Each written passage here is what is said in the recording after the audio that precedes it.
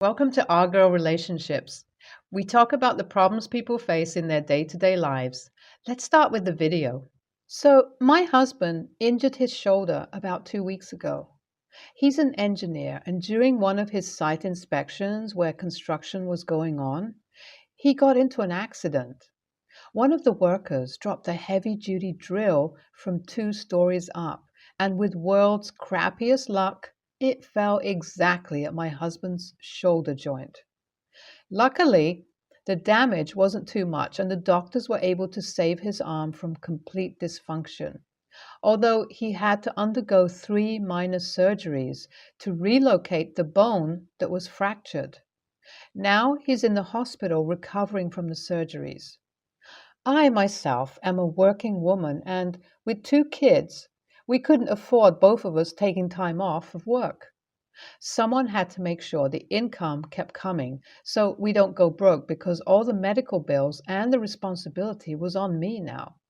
So I was worrying a lot about how I'll manage to look after 2 kids, a 7-year-old and a 5-year-old, while making sure someone stays with my husband whilst not missing work. Thankfully, at that time, my sister offered to help me. She said that she'll be willing to go to the hospital and make sure she's there if something happens. It was a convenient option as my sister works a remote job online and wouldn't have to miss anything. I was really grateful for her help at the time. I focused all my energy towards my kids and my work. But about 2 days ago, I was going to go see my husband. I finished work early, and because the kids would be at their swimming practice for another hour, I decided to drop by the hospital before picking them up on my way back.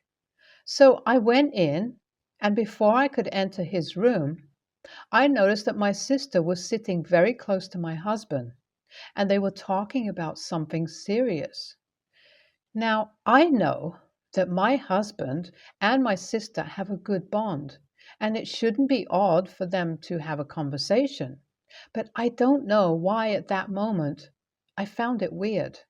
And for some reason, I ended up eavesdropping on their conversation.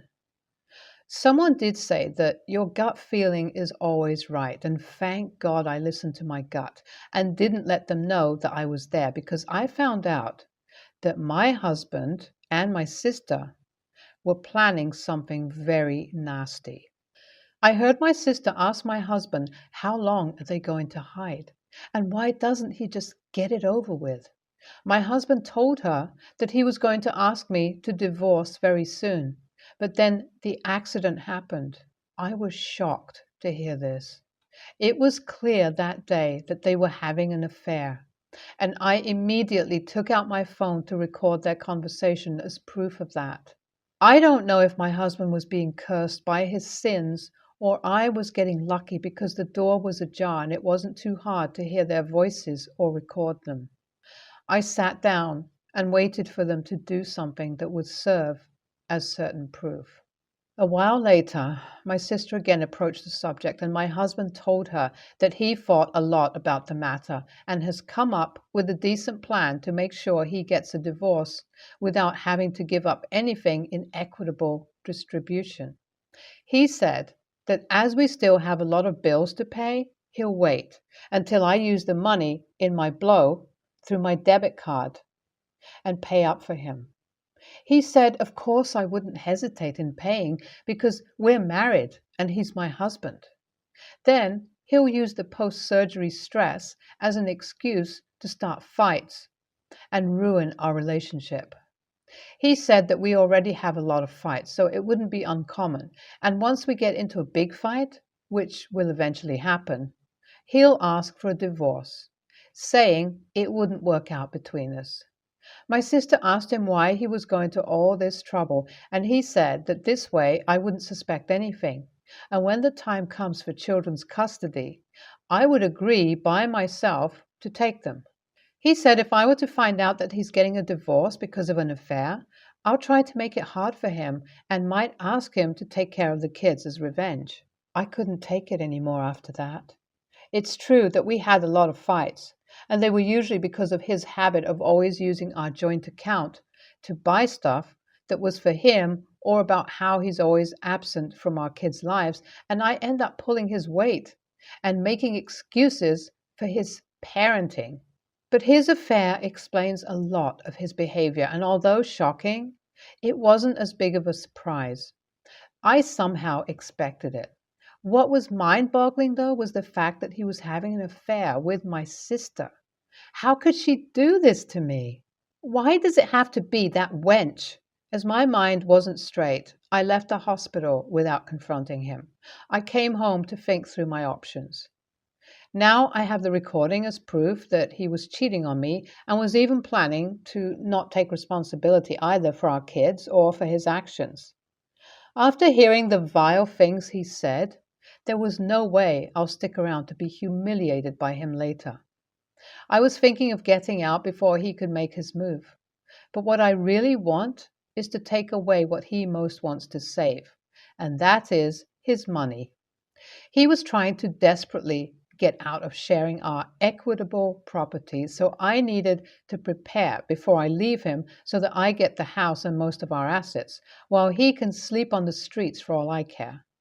Now, WIBTA, if I pushed for him to take custody of one of our kids, I know he's going to say that with his shoulder injury and his job, he isn't fit to parent a kid, but I really want him to suffer. So remember how I told you about my husband who was having an affair with my sister and was planning to ruin my life before asking for a divorce? Well, it's a good thing I didn't confront him about it right then and there because it gave me time to process everything and think about my next move. I took a few days to make my plan and act on it. The first thing I did was to go through the account statements of our joint account and see how much he contributed to it. Turns out he was actually spending the amount he used to add in there. So I took out my share from it and deposited it in a trust fund for both of my kids, which can only be accessed by me and no one else. I used the rest of the money to pay for his hospital bill so that he doesn't get suspicious about anything, because if I hadn't done that, he might have found out about the pending payments. I contacted the lawyer and got him to make papers for the transfer of our house's lease, which was currently under my husband's name. I mixed the papers with some hospital paperwork and took it to my husband when he was under heavy sedatives. I asked my sister to go home that day so she does not end up noticing anything I was doing. I had to be very careful, and thankfully, I pulled it off. Now that the house was under my name, I knew he can't kick me out, but I sure as hell can kick him out whenever I want. All that's left now is to wait for him to return home and welcome him back just to hand him his bags and ask him to leave the house. I cannot wait to tell that jerk that I know everything. Finally, after 45 days of hospitalization, my husband came back home today, and he really did not expect the surprise that was waiting for him. I had sent the kids to my mom's house because I knew I needed them away from the house so I could properly greet my husband and give him his gifts without worrying about my kids overhearing me. When my sister dropped him off at our house, I welcomed him. True to his word, he was being very irksome and irritated and seated himself at the sofa with a grunt. I had to control my impulse to scoff at him. When he asked if he could get some water, I told him he should do that himself. This was a bait because obviously he was planning on picking up fights with me, and that's exactly what he did. When he was ranting off at me, I went into his room and brought out the bags fully packed with his stuff. He was confused and asked me what I was doing, so I played the recording I took more than a month ago. The color drained from his face. He didn't say anything but just looked at me. I told him now that he knows what's happening, he should hurry up and call his lover to come pick him up.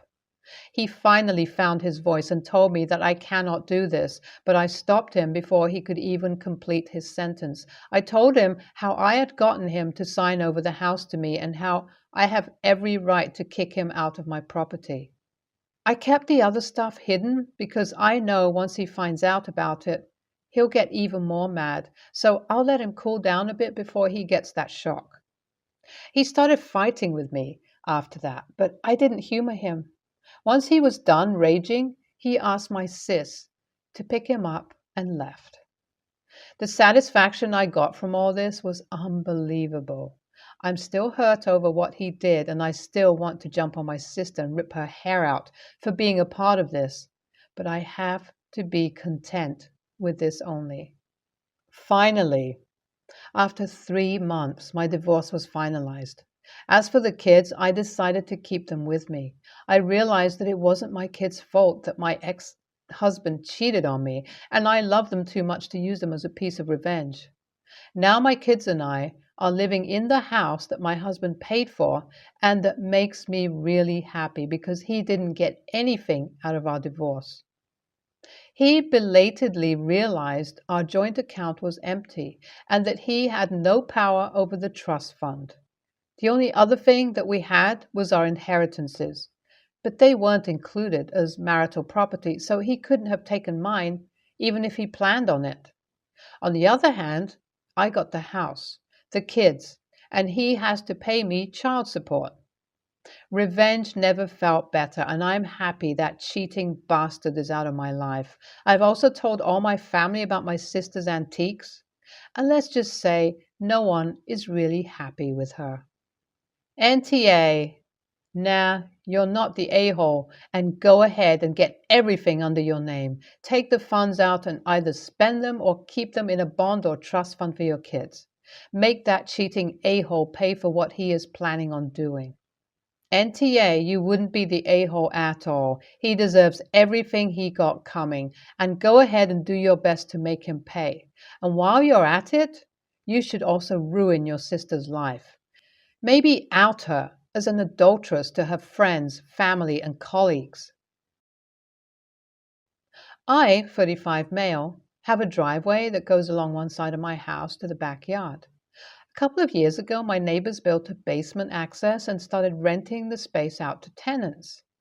The access is alongside my driveway, and past it, there is enough room for two vehicles to park, one in front of the other so that they block in one vehicle. Since they intentionally block in one vehicle, the tenants decided my driveway is fair use anytime they need to pull in, out of their parking spot. While this initially irritated me since they did not ask permission, I eventually spoke to the vehicle owner and got them to agree to cleaning up any mud they track across it and not compact snow before I've had a chance to shovel it. I've never been happy that they use it, but so long as they're not creating a mess I have to clean up, it's negligible. Plus, it seems impossible to monitor my driveway every day and try to file a report against the constant use. Recently, 3 months now, my brother, 36 male, who was living with me, passed away. It was an extremely difficult week emotionally. Thankfully, all my family made the trip to my state to help me sort through everything and made sure I was not alone during the subsequent weeks. Several days after his passing, I came home from picking up my family from the airport, and the neighbor's Jeep was parked right in the middle of my driveway. I was completely livid. I knocked on the tenants and neighbor's door with no answer. I was literally looking up the number for parking enforcement when the neighbors' whole household came out to meet me, about 5 to 6 adults between the homeowner and tenants. They explained that they were moving their boat and figured they would only be occupying the space for a short time. I told them in no uncertain terms that they were not allowed to block my driveway for any reason, especially when I had so much family driving in from other states for the funeral. Before I'm asked if there is more than enough free parking on the street they could have easily parked in front of either house or across the street. Last week, the same tenants were in the process of moving out and again decided to park diagonally across my driveway so they could more easily move a mattress into their vehicle. This was really only an issue because my new roommates needed to grab medicine for their kid and were blocked in. I went out, told them they have to move, and if they need to use my driveway, they have to ask permission. I'm tired of this constant battle for something I think should be common sense courtesy. I'm at the point where I will gladly pay a surveyor to come out, mark the property line, then build a 1 foot high spike fence along the driveway space. WIBTA for doing this? Knowing about where the line is, I would be taking back about a foot of space that they use for parking regularly, along with intentionally creating an inconvenience for them. The homeowner is aware of the situation but does not care. First off, my condolences on your brother's passing. No amount of time ever seems to be enough. I'm glad that your family's there for you as you grieve. Also, NTA in regards to the fence. Your neighbor needs to make better parking accommodations for his tenants, not you.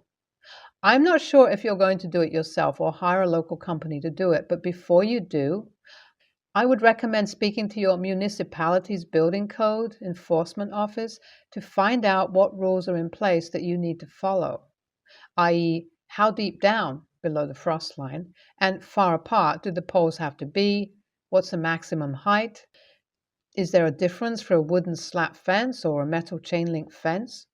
How close can it be to the property line? How far away does it need to be from the sidewalk and or road, etc.? I'd definitely be putting one up ASAP. NTA, it's expensive, but put down large boulders along the driveway property line, not a fence. A car can knock a small fence down on accident.